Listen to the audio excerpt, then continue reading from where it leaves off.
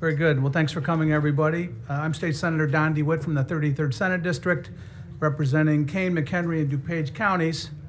I'm joined here today by my Senate colleagues, Senator Sally Turner, Senator Seth Lewis, and Leader Chapin Rose, to discuss the only constitutional responsibility that this General Assembly has here in Springfield, that it is absolutely required to fulfill every year, and that's to pass a budget. The four of us serve as Senate Republican budgeteers. In addition to our work on the Senate Appropriations Committee, we are part of the core group that engages in budget discussions with the majority party's budgeteers as the final spending plan comes together during these last critical days of this session. I would have to describe this year's conversations as amicable and courteous, and we do appreciate having a seat at the table to share our priorities and concerns with our counterparts in the Senate. But experience has taught us that as the clock winds down, just like the game of musical chairs, our seats mysteriously disappear. Today is May 27th. We have just 4 days left to move a multi-billion-dollar budget and its accompanying implementation legislation through both chambers and onto the governor's desk. And while this session year has been interesting and different in many ways, I would say the budget process is rolling out similarly to previous years.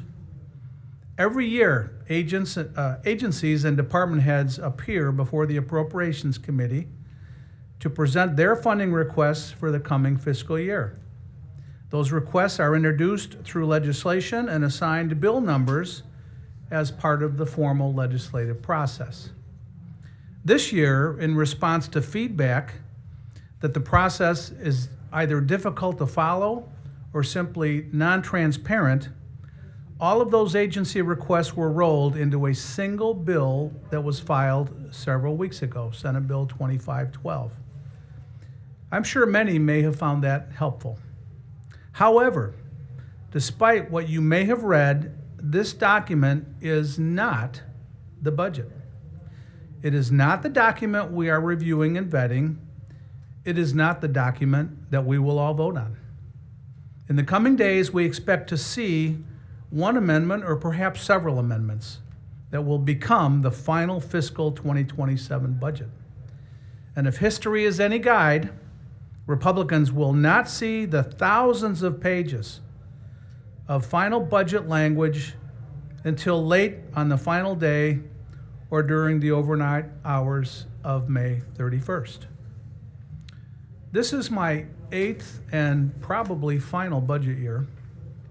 And while the names, numbers, and headlines may change from year to year, our mission as Senate Republicans remains exactly the same: to advocate for the residents of this state we represent and to fight for a budget that respects taxpayers and reflects Illinois' families' priorities.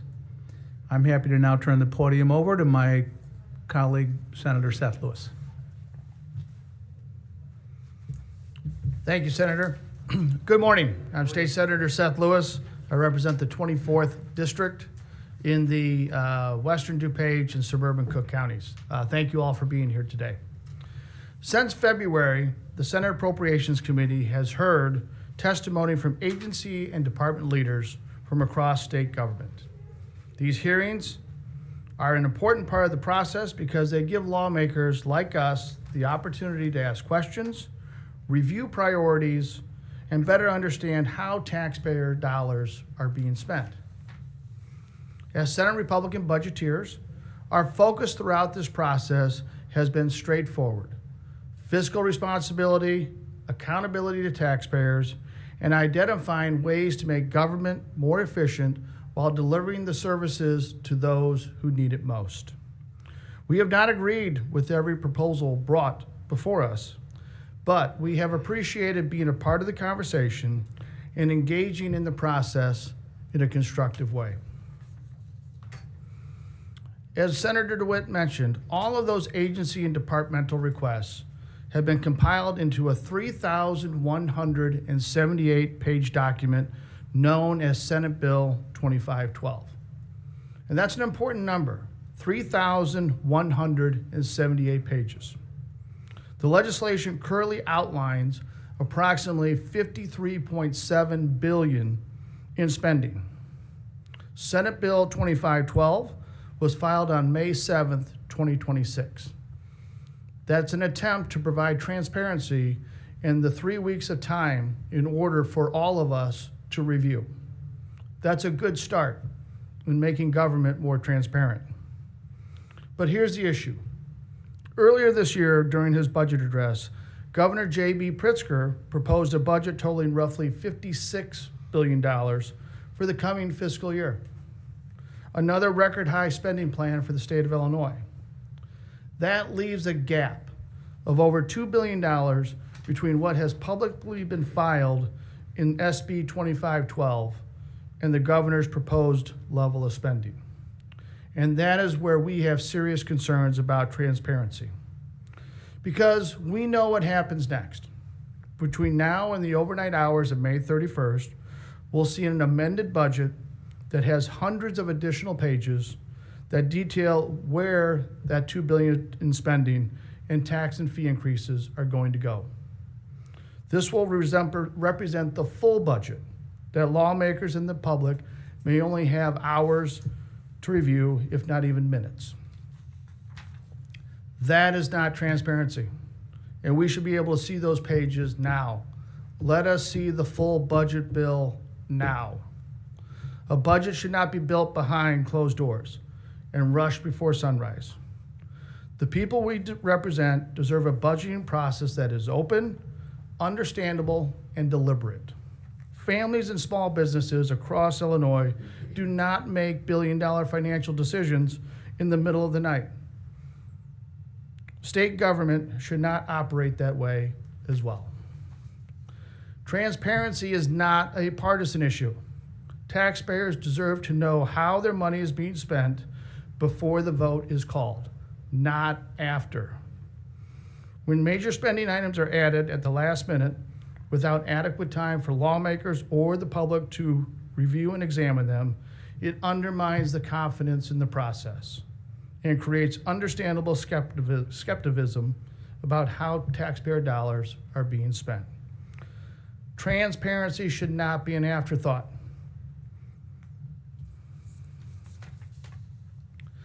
Illinois families have to live within a budget every single day. State government should be held to the same standard. And don't get us wrong, this is not about opposing every spending proposal that may ultimately be included in the final budget. It is ensuring transparency, accountability, and thoughtful review before decisions involving billions of dollars are made. Illinois taxpayers deserve nothing less. Good government does not fear scrutiny. In fact, good government embraces scrutiny because scrutiny and transparency is what builds public trust. Thank you. And I now hand it over to Senator Sally Turner.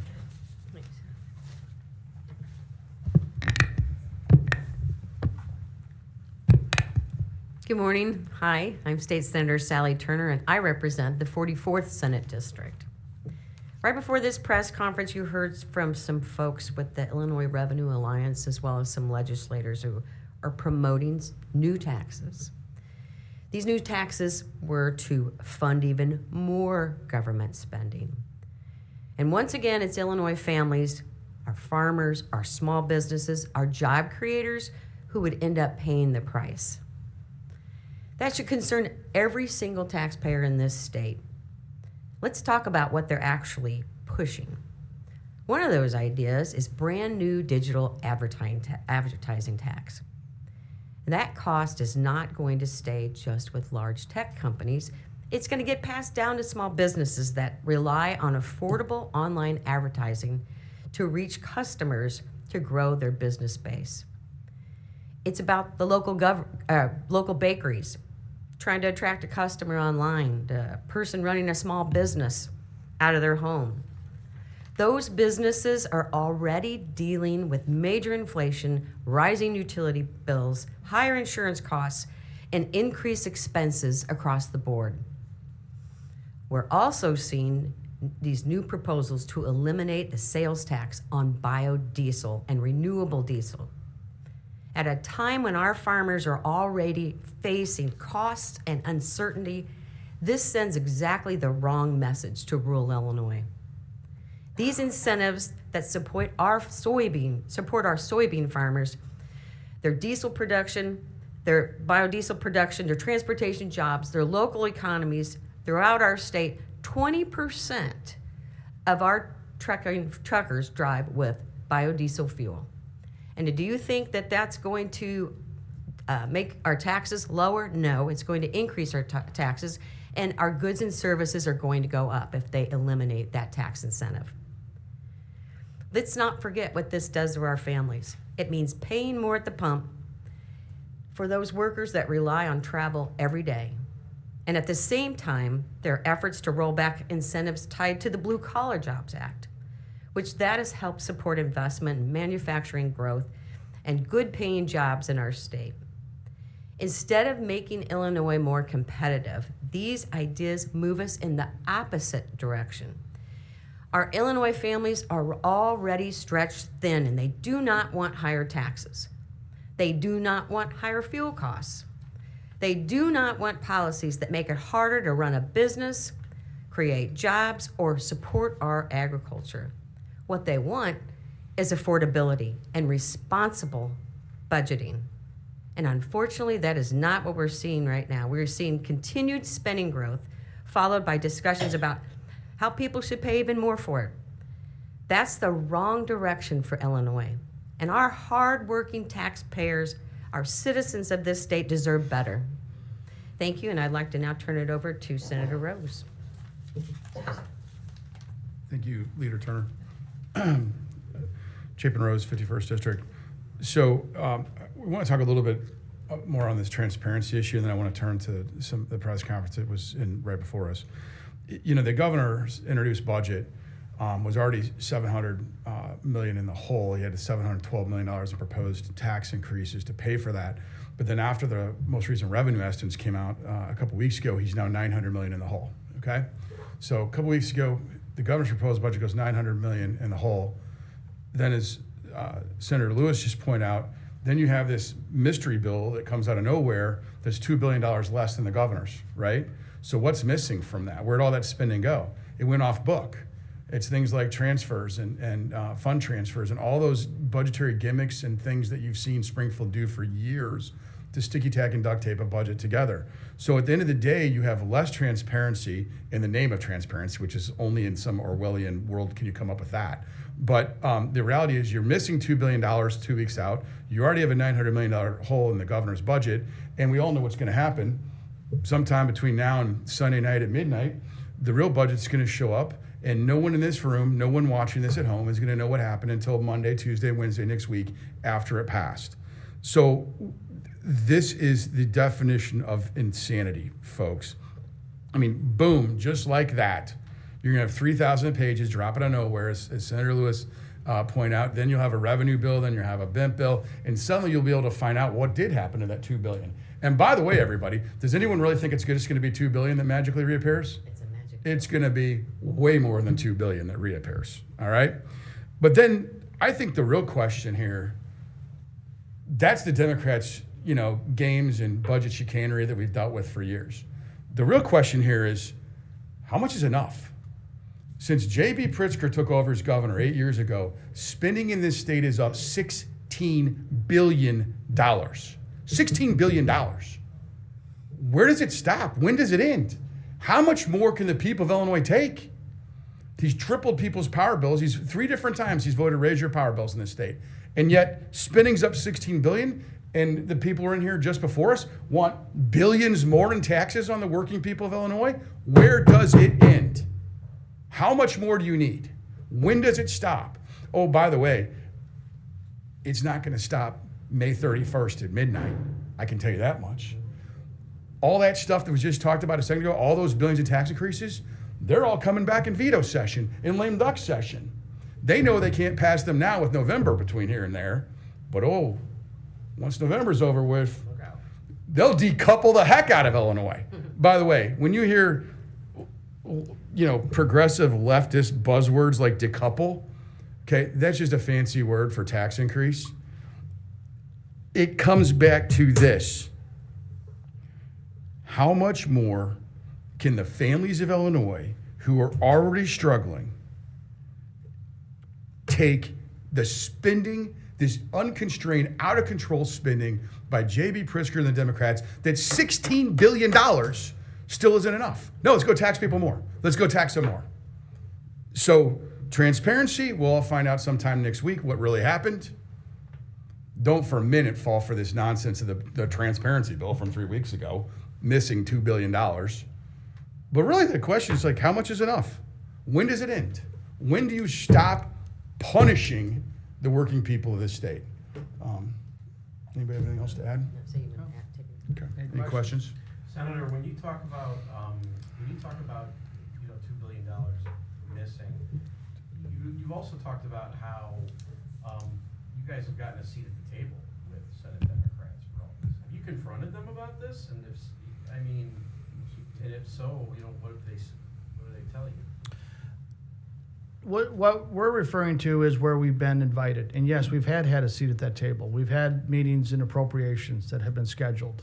We have had meetings with the governor's team to go through all of the agencies. We've asked, we want to be a part of what's going on now. Those meetings are being scheduled this week. They weren't scheduled last week. So that's why we're asking, hey, bring us in the room. Let's figure out where that $2 billion went. Musical chairs. Yeah, we're trying But- to find holes. As Senator DeWitt said, it's musical chairs. Our seats at the table, our chairs have been taken away. What does the budget have to look like to garner even one Republican vote? Let's start with transparency. Let's start with something that's real. Let's start with something that doesn't show up by the way, if you remember like 2 years ago or even last year, like we were debating the budget in committee before it was even filed. How do you know what you're debating when the document itself isn't filed? So Dave, let's start with transparency, okay? I think you also have stability over the long term where you're not coming back to the taxpayers every single year for tax increases. This is $900 million this year. It was $1 billion last year. It was $1 billion the year before that. Every year they come up short because they can't stop spending. So, there's a lot. I put it differently. If we were running this show, it'd be a heck of a lot different. I don't think that really answers the question, though. I just gave you 3 With examples. respect, what does it have to look like? Well, you talk about long-term stability. I'm not sure that's something per se that's in the budget. Transparent. What about a budget that shows a vision of growth and prosperity? Our corporate tax revenue is going down. That's a clear indication that businesses are leaving. And as we talk more about progressive revenue and socialistic revenue models, that is not going to invite businesses to do business here in Illinois. And we're not seeing, the governor is not leading on this. He is running to be governor for the next 4 years. The current budget that he is proposing is a budget that visions flat, no growth. There is no excitement where the rest of the world says, I want to move to Illinois because they have what's going on. We need some of those ideas in this budget before we start saying yes. We need an idea that says, wow, Illinois is a place where people want to live. We value them, not leave. We're forecasted to decline by 500,000 people, our state, over the next 5 years. Our governor has the ability to change that trajectory now. He's running for governor the next 4 years. If he wins, he owns our future. That's a budget we want to see that shows prosperity. That's what it's going to take. Governor, yes. Mr. Dahl, I want to answer your question because I know the answer you're looking for is very specific. I could support a budget that didn't cut funding from our local governments through the LGDF fund, that reduces municipalities' portion of sales tax and income tax revenues that come into this state. That number is being cut again this year. What's the end result of municipalities across this state losing that revenue? They have to make it up somewhere. They make it up in property taxes. Let's talk about K through 12 education. That's a crisis area for us that we think is vitally important to this state. We have never, in the 8 years I've been here, we have never met the constitutional obligation that the state government will be the majority funder of education in this state. Right now, we're in the 30 to 35 percentile. He's cut $47 million out of the K through 12 education budget this year. How do school districts, portions of our state government that are important to Republicans, how do they make that up? Property tax increases. If we would start funding the important agencies that need our funding, that our residents feel are more important than where some of this money is going right now, I'm all for it. They keep ranting about the fact that the federal government is going to rob them of all of these benefits, of SNAP benefits and transportation benefits. And not one state agency could tell me how much money have they lost in this national budget. Number one, it doesn't even go into effect until 2027. People are losing SNAP benefits in this state because residents who have had to recertify, miraculously, they have figured out they no longer qualify for benefits. We've got one of the highest error rates for bad judgment making SNAP benefit payments in the entire nation. We are more than double the national average. Being that far out of kilter with the federal government is going to cost this state $700 million. And Gambi has substantiated that number. When this state government starts choosing to fund those issues important to residents across this state, I'll vote for a budget. Let me say one thing on that. Dave, I want to expand on Senator DeWitt's point about local property taxes as school funding, okay? Because give you some specifics. Under Governor Pritzker's introduced budget, once again, he's cut mandated categoricals. For what does that mean? For the suburban parts of the state, that's really their main level of taxpayer support for a school district. It's things for special education. It's things for special education transportation. It's things like transportation is rolling buses every day to get kids to school. When you cut in the categoricals, you're going right into every school district's budget, okay? I'm a downstater, okay? I got lots of miles that we got to roll buses on every day. So when you this is the Orwellian terminology of the left. They're not cuts, they're prorations, okay? Well, when you prorate, that's a cut to that local school district, and it raises your property taxes. You know what else they've cut? They cut the property tax relief fund, okay? So what would we like to see? We'd like to see some property tax relief for the people of Illinois, all right? We would like to see, as Senator Lewis just pointed out, our growth rate as a state is woefully behind not just the nation, but our entire Midwest. So you cannot tax your way to prosperity. There is no society in the history of Earth that has taxed its way to prosperity. Find one. You can't. You can grow your way out of a problem, but that starts with fiscal discipline and smart maneuvering and not harming the very people you claim to represent. All right, thank you guys. Our window's up here.